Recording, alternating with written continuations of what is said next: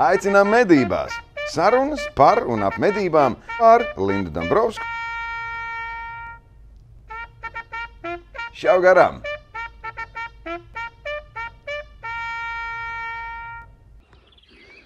Ir pavasaris, forša pavasara diena. Mēs tūlīt iesim ar kolēģi mācīt viņus suniet asinspēdu, bet pagājušā nedēļā es biju Igaunijā.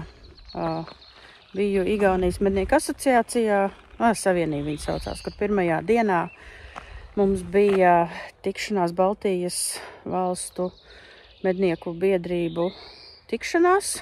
Tās organizācijas, kas ir FACE, tikāmies ar jauno FACE prezidentu Laurensu Hūdemakeru vai Hūdemakeru, lai viņu iepazīstinātu ar mūsu reģionu, kā mēs medījam, kā notiek, kāda statistika, kādas problēmas, kādas nav problēmas, kādi labie darbi. Piemēram, visiem ļoti patika mūsu lietot medis. Un kā sanāca, tā sanāca, tad šī te epizode būs citā valodā, bet ar subtitriem. Tādēļ arī audio versijā mēs subtitrus uzlikt nevaram un nebūtu forši pārunāt kaut ko pāri, tad brīdinam, ka audio versija būs angliski, un ja jūs gribat skatīties to ar subtitriem, nesaprotat valodu, tad jūs to varat darīt YouTube'ā. Bet mums šī epizode ir sadarbībā ar Medību saimniecības attīstības fondu, un te būs divas daļas. Viena pirmajā daļā būs īsa intervija ar jauno FACE prezidentu Laurensu Hūdemakeru, kuru mēs ierakstījām marta sākumā izstādē Vācijā. Tā bija izstāde autora, kaut kāds autors Īva, īsāk sakot Īva. Tur viņš runā par galvenajām aktualitātēm, kas šobrīd Eiropas līmenī tiek lemtas, par ko notiek diskusija. Un tad otra daļa būs mana intervija ar Marko Vinni par to, kā tad Igaunijā sadzīvo ar lāčiem. Tā kā skatieties, baudiet un rakstiet komentārus. Šauj garām, jaktei būt. We're in Iva, Nürnberg, biggest hunting fair in Europe. And I have a very important person sitting beside me. Hello, I'm Laurensu Hūdemakeru. I'm the president of FACE, the European Federation for National Hunting Associations. So you're new yes, here, like kind of old, but kind of new. Kind of old, kind of new. I was in the board of FACE. I've been a treasurer and a vice president. And last year, October, I was elected president of FACE. So a few months have passed. You've been already on this train for a couple of months. So what do you see are the biggest challenges at the moment? Well, actually, I think that we have a lot of opportunities, not challenges, but opportunities. There is a new political landscape in Brussels with a political climate which is much more favorable to hunting and hunters. That's good news. That is good news, yes, of course. Because last term of the EU Parliament, it was quite depressing. So you're giving really good news. Yes, yes, it is. But we need to seize this opportunity. Like any good hunter, if you have a good opportunity, you have to take it. So we don't sit still, we take these opportunities, and then we see some new legislation coming our way. So favorable for hunters in what way? Well, first example of the hard work that FACE has been doing for the last few years, and that paid off right now, is downlisting of the wolf in the European legislation and under the Berne Convention. That was a huge success. That is a huge success, but step by step, now the implementation in national legislation needs to take place, so we can manage wolves more according to the local needs and the local scales. But there was this very big anti-hunting NGO campaign saying that now you're going to shoot out all the European wolves and so on. But that's not true. That's complete fake news, as they say. Yes, it is fake news, but that's what they would like the politicians to believe. The fact is that it's not free game, for wolves. It is the downlisting allows national governments and national legislation to adopt wolf management to the local needs. So, okay, people, hunters on local scale they don't understand what's FACE all about, because you kind of sit in Brussels, you talk the language they mostly don't understand. In simple words, why FACE is important to a common hunter? How does it reflect on their day-to-day hunting situations? Well, what you need to realize is that about 80% of the laws that are applicable to hunting in each and every country in Europe are coming from Brussels. And they're either direct laws or they are instructions from Brussels to implement something in your national law. So 80% of the laws concerning hunting, concerning dog welfare, concerning animal welfare, concerning weapons, concerning ammunition are coming from Brussels. And there we are fighting for the hunters' interests in these new laws. How you say fighting? Not with the guns? No, very much not with the guns, but with words and with facts. You know, we want the policy on hunting and on weapons and on ammunition to be fact-based. And therefore we have an office of 15 people, 16 people now working very hard. They're ecologists, they're lawyers, they're lobbyists, they're communication professionals. And they provide the people of the European Commission and of the European Parliament with the facts that are there and which legislation, which law should be based upon. Just one example, so you understand on what level all these things are happening. For example, now they are talking about pet dog welfare. Yeah. Before FACE got on board and started really to work with this issue, there were some weird suggestions. For example, that you have to transport your hunting dog in plus 25 or something like that. I would like to see you try that with huskies and see if that is very good for their health and their welfare. It's not. So that is a fact that we provided, that these animals are actually bred and trained and housed under these conditions, and that putting such a requirement in a law would be very bad for animal welfare. That's the facts that we bring to the table. So, for example, you wake up one morning and there's suddenly legislation that tells that you have to drive your Leica around in plus 25 degrees. And if you don't do it, then you get fined. Yeah. These are small things that are taken out of projects of legislation on the way that basically normal local hunters never hear about. Yep. What they see in the end is the ready legislation that is more or less usable. Yep. And you need to realize that it takes 3 to 5 years for an idea in Brussels to become a law in a national country.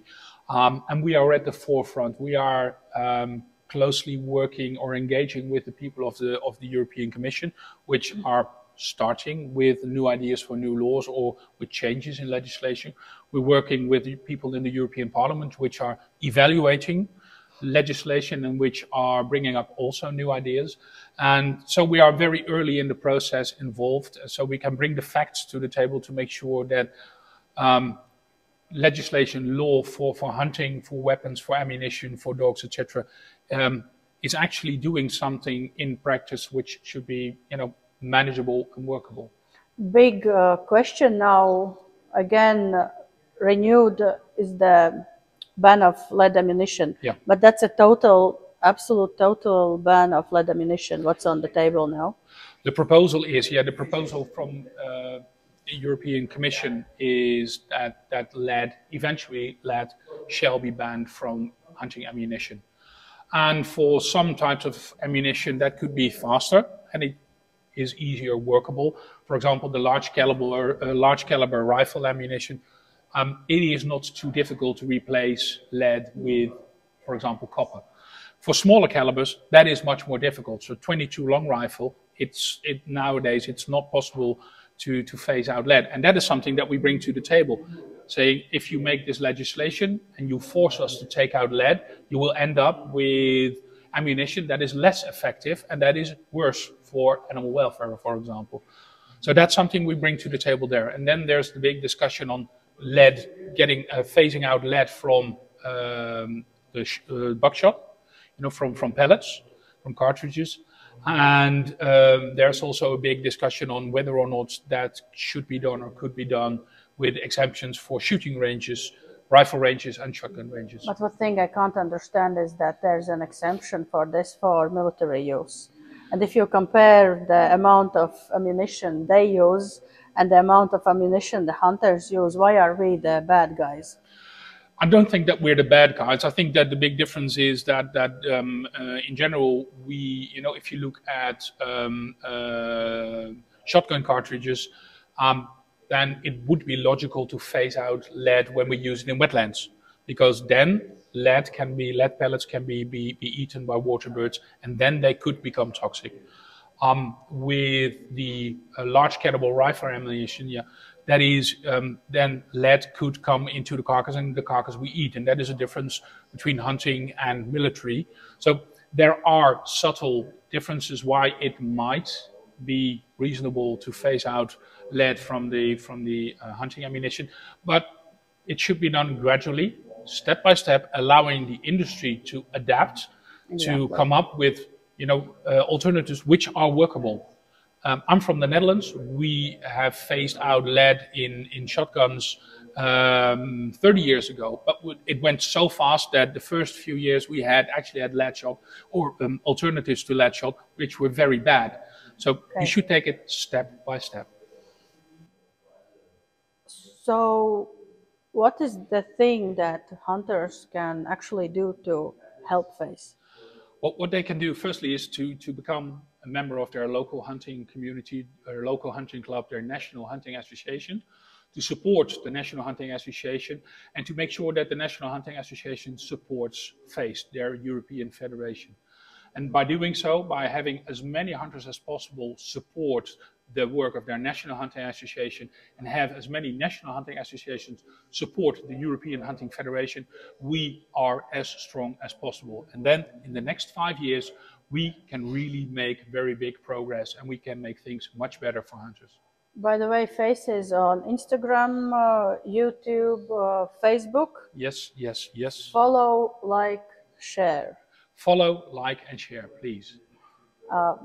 Lawrence, you're also a hunter. You're not like from another industry. No. What's your latest hunting experience or some adventure? Just share some good emotions. Yeah, my latest hunting experience, actually, I came back yesterday from a week hunting trip with my son. And we went to the United Kingdom, in the south of the UK, where we hunted roe deer. We tried to hunt fallow deer, but there weren't as much. So he got a few roe deer. He shot his first pigeons. We went on a pigeon shoot, which was great fun. So just father and son, friend of mine there, the dogs with us. It was fantastic. Sounds perfect. Yes, it is. Some short message to the hunters.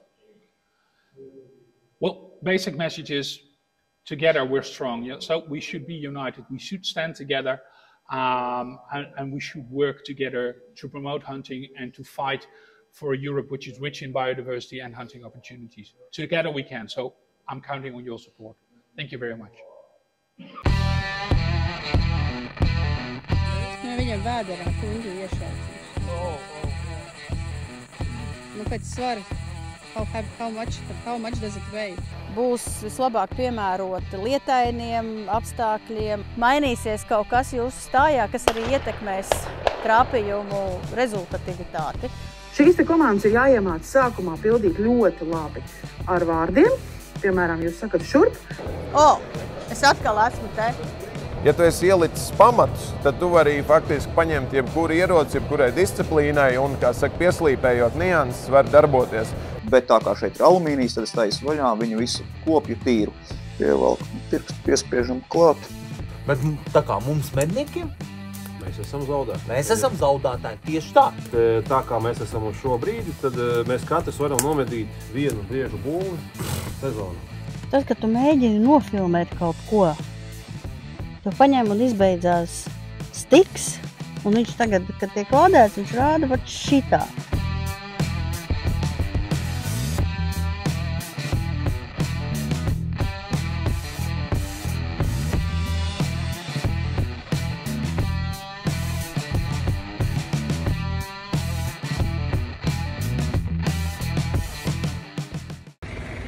Es esmu Igaunijā. Šī ir Igaunijas Mednieku asociācijas ēka.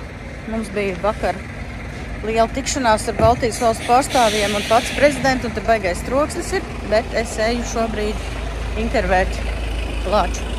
Ekspertu pazinēju Igauni. Un tā kā jā, tūlīt būs jaunākā Šauj garām epizode.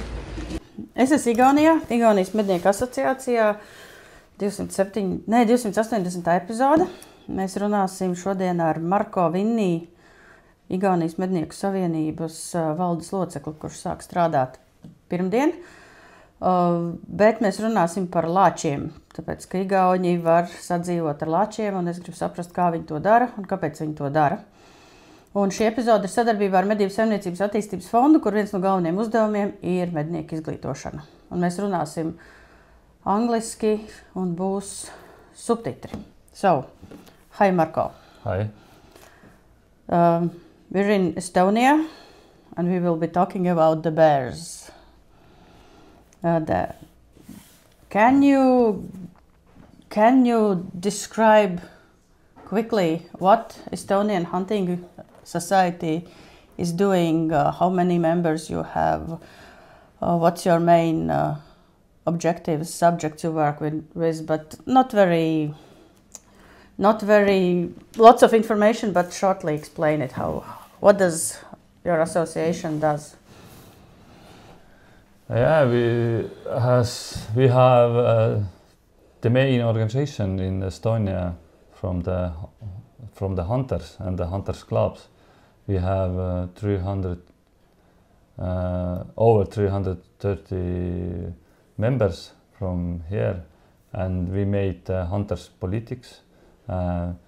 We make the hunting license systems, and we are management all problems what need to management with the hunting in Estonia. So you also work with the counting of animals or evaluating the number of population, or is that your job, or who's doing it? The hunters is doing that. They are know every destructive areas they must know what kind of populations, animal populations there are, and they are counting these numbers. How many mooses there, how many deers, how many bears. And it goes to the official evaluation? Yeah, exactly. Yeah. Okay, so with the bears, the estimate is how many bears are now in Estonia? Right now we're thinking it's the number is a little bit over the 1,000. The science says this is like a little bit over the 1,000. Hunter says 1,200 or something. Yeah, but it's always the problem that science usually gives lower numbers, because I know that for a very long time you were saying that it's over 1,000, but the science was still saying 600. Why is it? Why do hunters say it's more and the scientists say it's less? Do you have an explanation? I think they want to be safe. If you say too high number, it's then because we are the government gives us the hunting license permanently what kind of the animals population number is, and if you not 100% currently knows, then I think it's probably safety to give a little bit lower number. Does the quota number correlates with the population number? Yeah, exactly, because the annual increment is 10%. If we have the scientist says that we have 1,000 bears, then they give 100 hunting license, because this is 10%. Okay, that's interesting. So the scientists want you to hunt less bears? I don't know does they want, but I think it's probably a safety way to go. So how would you describe the attitude of the general public towards bears? Are they scared, or they accept it, or what's the narrative? You mean what the people, the society, say? Yeah. I think they are like the population in Estonia right now. The bear population right now is stabilized. Yes, but because in 15 years the population number was description and grows up in these 15 years. But right now is, I think, the population is stabilized, and I think when the population is grows, the bear population, and like 5-6 years, the growing was so fast, and because in Estonia we how we say that we are country or national people, and we walk and run and go to the mushrooms, and a lot of people has walking in the forestry, and that's why they saw the bears very more and more. Mm-hmm. And I think it's right now they are not very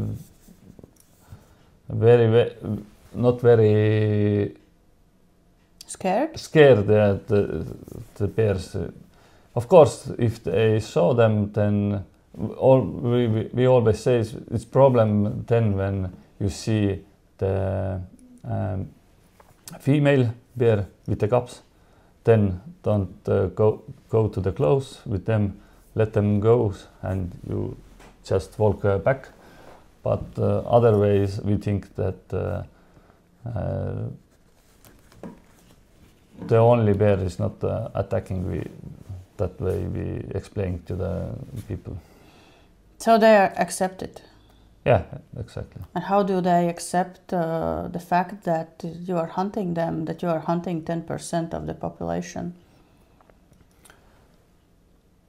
How we think that the moderate, we explain that moderating hunting is important, because that this is important factor to keeping bears to shy, which is necessary to ensure the safety and keep the population. But we are talking to people. That's why we must hunt, because they are be shy and they don't make the damage. They are shy from the people. Exactly. Yeah, they're shy from the people. Because I talked to some hunters who are confident that the only thing that bears in Estonia are afraid of are people. Mm-hmm. That's correct? Yes, exactly. So you actually see the correlation between the fact that there are few conflicts and there are lots of bears, but the hunting is that keeps the bears away. Yeah. This is same like in the geese. Mm-hmm. Right now was time when you don't hunt them and they don't shy people and they are sitting in the fields. Eating, exactly. But when we start hunting them, no more. They already don't want to come to so close. But it works, right? It works, exactly. It works. Oh, it's the only thing what works is hunting. But this is funny, because I've heard so many anti-hunting comments that hunting is not the only reason how to deal with large predators like wolf, like bear. Right now, I don't know the better way how to management the big predators. Yes. Okay. Because the hunt is, when you hunt them, they are feeling that they are not king from here. Yeah, because yesterday we had a meeting and we were discussing that for a large predator, human is either a prey or a predator. So if the human is just a prey, then they will be attacking people. If the people are hunting bears, then they become the predators of the predators in a way. Yeah, exactly. Nu ko, lādē iekšā! So how do you explain it to your general public? What do you do when you see a bear? Like you walk with your dogs or just with children or walking in the forest picking mushrooms, you see a bear. What do you do? First of all, you can enjoy that you see such kind of massive animals, and it's like a little bit blessed that you have such opportunity to see that kind of king of animal. But of course, we say them that you must be safety and don't run, don't scream, don't just walk back, and hopefully the bear is doing same. And but yeah, not to be panic or something. But it's hard to do actually. Of course it's hard to do, but we hope that the bear smells better, hears better, sees better than we, and we hope that you see that bear something when he walks or running away from you. He check you already before you check him. But of course it's possible that, and a lot of possible if we have such many bears in here, that some kind of situation that animals and the human beat together some situation. But mostly there have been no attacks on normal people. And I've heard that there have been some cases when the hunter follows an injured bear, there might be some risks. Yeah, but we had couple situations. Last year was one situation when hunters hunts the bear, but it's not deadly shoot, and he goes with the dogs looking for the bear, and then the bear is attack him. But this is attack, like we say to the media, that there is no was. This was not attack. I think bear is just. That's kind of a normal reaction. Yeah, exactly. Yes, exactly. Because the wild boar would do the same. Yeah, moose or moose the same. Yeah. So it's the hunter's fault, basically. Exactly, you are correct. But yeah, like I says that if there is a possible where the females with the caps, the puppies in the forest, there is can be conflict, exactly. Usually they say it's like the bears would kind of in 95% of situations they would try to scare you away, like run at you, stop, or get up, walk. Have there been cases like that? Yeah, I think he stand up because he want to see better. That's why. But like I says, he understand first that the human in the forest, and then he runs away. He can poop there, and sometimes we are to the animals like we are predators from them, and they scare us. But yeah, it's a bit funny because in Latvia we have now increasing population. We officially had last year 120 or 30.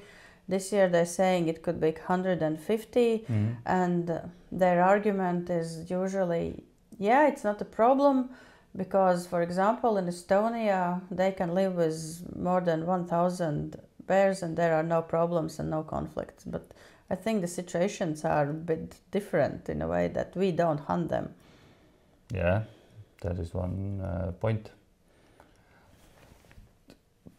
Like I said, we have only problems with the bear when they are damage something. the silage ball or bee houses or something. But they don't eat lambs or really? Cows. No attacks on the house animals? No. Only they are damaging silage ball and... what ball? Silage. This is the... You make the grass and put the balls. You know, in the fields, they're white balls. There is inside this silage. Oh, the hay kind of, yeah, the exactly, grass. Exactly. Okay, yeah, grass, yes. And the bee houses. And so they just claw at the white plastic to get to the hay? Yeah. Oh, that's funny. How do you usually hunt them here? It's with a rifle, yes. Yeah, I know, with the rifle. The Estonian joke. Yes. No, I mean the season starts when? 1st of August. And I think that you use the quota in very fast. Yeah. It's in the 1st of August and it's ending in the end of the October, but I think the quote is ending like in middle of the September or somewhere. Do the quota says what kind of bears you can shoot? Young ones, old ones, trophy ones, or you can just see a bear, kill a bear? No, we can hunt only the single bear. Okay. It's not allowed to hunt females with the puppies. And you can't shoot a puppy if there's a female, just a single bear. It's just a single bear. And I think it's almost half with all this license. I think it's the hunting the young, because the younger are moving more and they are searching for the place themselves, and that's why I think. But of course, like as we say, the trophy is the big male bears of hunting them too. But yeah, he must be single. This is the priority number one. Can it be that you see a single female, but the cubs are somewhere in the forest? Or you must know that what you hunt is. Can you make the difference if you look at the bear? It's a female or a male, or you follow how they move, or? Hunter must know what they hunt, and I think probably they just look in the night visions and understanding that there is a single bear. But can you shoot them with night vision? No. No. You just can check. Check you can, but not allowed to use it. But you shoot them mostly from high seats, or? Yes, exactly. In the field, because like we says, the bear is EU. I don't know what kind of number, but it's a very high regulation.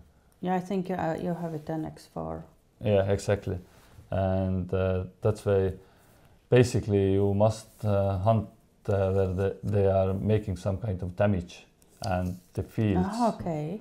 And the fields is that's why we are using the high standings, putting it in the fields where the bears come to eat, and hunting from there. Yes. No, that's interesting. I hadn't heard about it. That it's for the damages, but that makes sense. Yeah. Yeah. It's only possible to hunt them. Do you have to report that there are damages on the field, so you shoot bear, or you just do it on any field?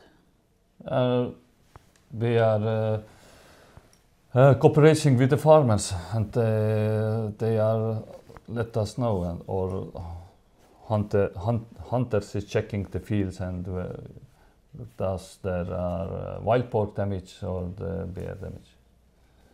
That it comes to the fact that the bears do damage to the cornfields. crops. Yeah, cornfields, and I don't know how to the English, but he loves this. Oat? It was oat or something like the that. Same thing that the the wild same boar. thing, yes, exactly. The same thing. And the amount of damages can be quite big to the fields done by the bears. Yes. Same big like wild boars, because he's going to the field, sitting there and just eat. You know that the bear is like says vegan. 60% is vegan, and only 40% he eats the meat. Yeah, but if he can get the meat, he will eat the meat. Oh, exactly. Because we saw yesterday the video where it was catching piglets like Snickers bars. Mm-hmm. If you catch, yes, of course. But that's why I think that when our bear population starts growing, when came to hear this the wild boar fever African, yes, and the table is very rich. Yeah, because there are lots of dead wild boar. Like 10 years ago was female bears in one or two cups, but right now 3, 4, or sometimes 5. 5 cubs. Yeah, we have. It's like a dachshund. Exactly.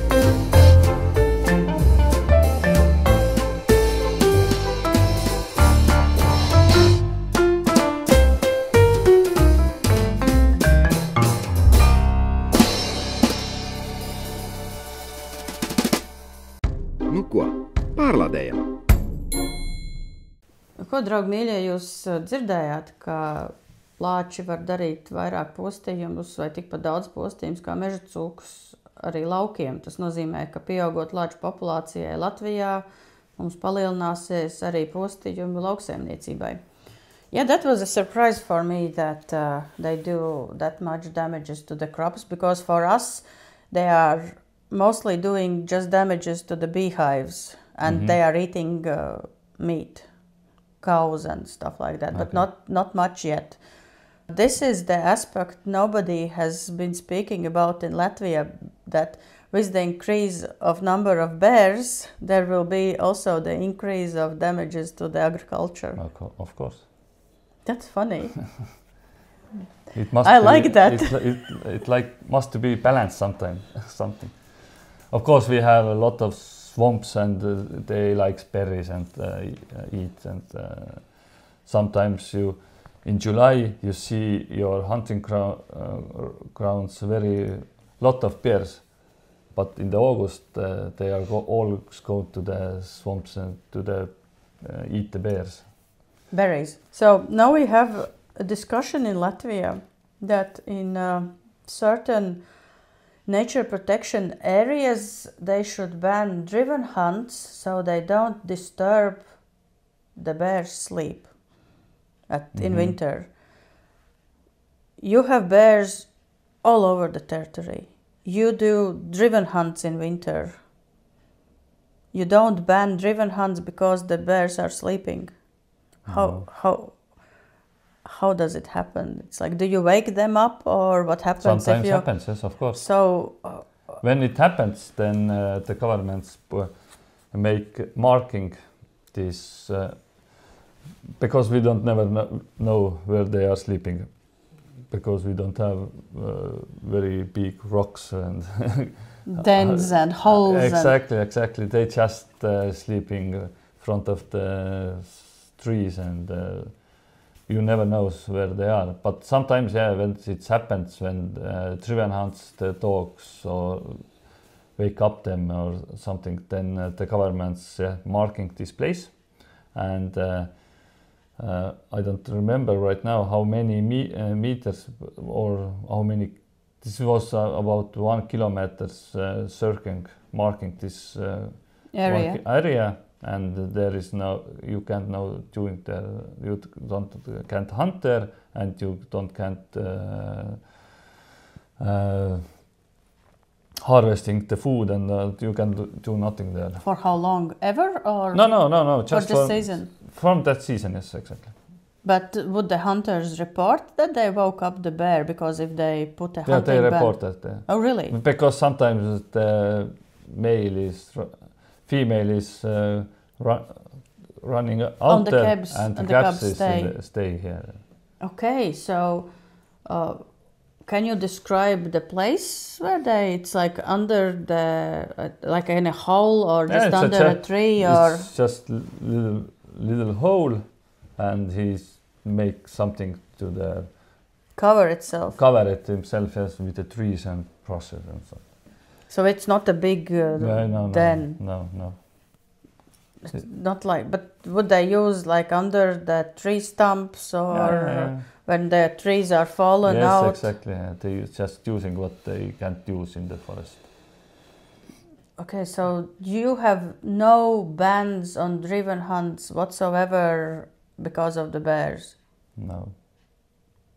And you're not thinking about that? Right now it's not. We are not thinking about that. No, that's interesting because there's a big discussion about one place that they should stop driven hunts there because that will disturb the bears' sleep. Yeah, but like I say, who knows where he sleep? Exactly. That's so interesting. Really. And sometimes happens. It's never. Maybe sometimes it's not.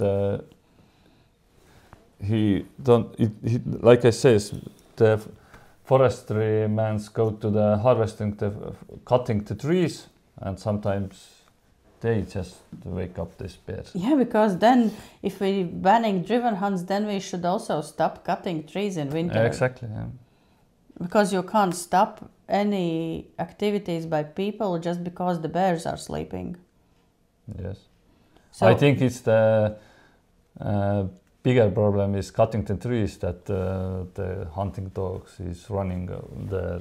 Yeah, because at any point a wolf can wake a bear up or the moose can step on the bear. Of course. So what happens if he wakes up, comes out, sees it's not spring, it's still winter, he goes back to sleep or? And sometimes is, I think it was last week was the news that we have we don't have any more normal winter. Yeah. We have very warm winters, and the news was that have seen that the bear is not anymore not sleeping in the winter. Just walking around being angry or sleepy. Yeah. Okay, but would it go back to sleep if it's woken or it's just... Sometimes he's going, yes. So, and what will happen if there are bear cubs and the female is scared away? Will she come back or? The first year's cubs, I think he's not coming back because he don't know. You know, when he's sleeping, the cubs comes, and they don't know that they have cubs. But the second year cubs, of course, he already knows, and he take them. So the poor cubs, so they female is sleeping, she has babies, and she doesn't know that she has babies because they have not imprinted or. And they are 300. No, that's small, yeah. They are very, very, very small when they. And then they wake up and it's like, oops, something happened. Yeah. Okay. And if the cubs are bigger, then they will run away together, or they will stay in the den and the female runs, or how it happens? When normal winters, then I understand that they are coming, they ends like in May. Then already when the cubs came out in January, then they have May 4 months grow, and in the May is females coming with them cubs out where they sleep. But if they are scared and the cubs are bigger, like 1-year-olds, second years cubs, then it's not a big problem. There is no big problem. So they can run with the mama. Yes, exactly. So do you have some kind of monitoring of bears? It's done by hunters or the scientists, or how does it work? Both. Like I says, hunters gives the observations. Last year was in almost 7,000 pictures. Okay, it's through your app? Yes, exactly. It's through our app. We can put in the forest. We have the hunters has the cameras. We can and we send our systems, and we send with the science them, and of course science not use only this hunters materials, the pictures, and they are doing themselves something more. But like I says, the science is they are they won't know how many females bears with the cubs are same years are in Estonia. They don't interesting the single bears. They interesting females with the cubs. How many they are. So the app is working for you. How long do you have it? Almost 6 or 7 years. Already. Mm-hmm. So people are used to it, and they're using it and reporting the bears. Exactly. Not only wolves, lynx. Oh, everything. Everything. Yeah. Do you think that at this point the 10%, only shoot a bit less, like 94 or 96, I think. Do you think that for this moment the quota is sufficient, or you have to raise it? I think a little bit maybe can't raise. I think 120 or something, I think. But it's at the moment it's not going to happen. We don't know. Nu ko? Lādē iekšā! Nu, jā, redz kā ir daudz lietas, ko mēs nezinām. Mums ir daudz mītu par to, kas ir un kas nav ar lāčiem. Igauņiem ir ļoti liela pieredze sadzīvē ar lāčiem un kā sadzīvot, un viņiem tas ir ļoti sekmīgi arī izdevies, līdzīgi kā mums bija ar lūšiem pirms to medību aizlieguma. Bet es vēl pajautāšu pēdējo jautājumu, kā viņš redz, vai tā populācija palielināsies vai nē. So, do you see in the future that the bear population will be growing, or it's stable at the moment? I hope it's stable, and I think it's stable, because it must stable, because if you must understand that they already, I think this situation is quite good. The bear population is very viable, and I think it's right. That today's situation, I think it's very good, and I hope it stays from that way. Yeah, because they're coming to Latvia as well. They're coming to Latvia. So we'll see what will happen with our bear population and what the steps will be, because I think we will come to a point that we will have to start to regulate single individuals, because we're going to have some problems. Do you think we are going to have some problems? Never knows. I hope not. I hope that too. But I hope you make wise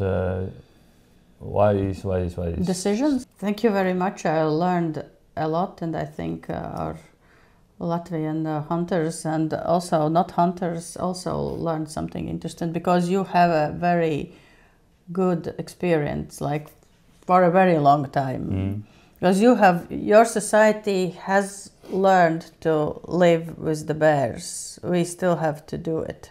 Yeah. Because it's not a fluffy teddy bear. It's a big, strong predator. Exactly. Okay, thank you. And it must, Thank you very much, Marko. Nu tā bija saruna par Lāčiem. Marko Vinni no Igaunijas Mednieku savienības, valdes loceklis ar pieredzi. Jā, viņš nomedījis ir 2 lāčus. Un, jā, šī bija epizode sadarbībā ar Medību saimniecības attīstības fondu, mazliet savādākā veidā, bet tā mums sanāca. No sākuma mums bija saruna, kas ierakstīta Vācijā Ivā ar jauno prezidentu, un tagad mēs bišķiņ parunājām par Lāčiem. Tā kā tiekamies, piesakojiet mums, lasiet žurnālu Medības, skatieties jauno numuru, un pats galvenais, nemēslojiet mežā, nemēslojiet nekur, ja jūs redzat, ka kāds to dara, aizrādiet un savāciet savus sūdus. Ņemamies nost. Masts beidzies.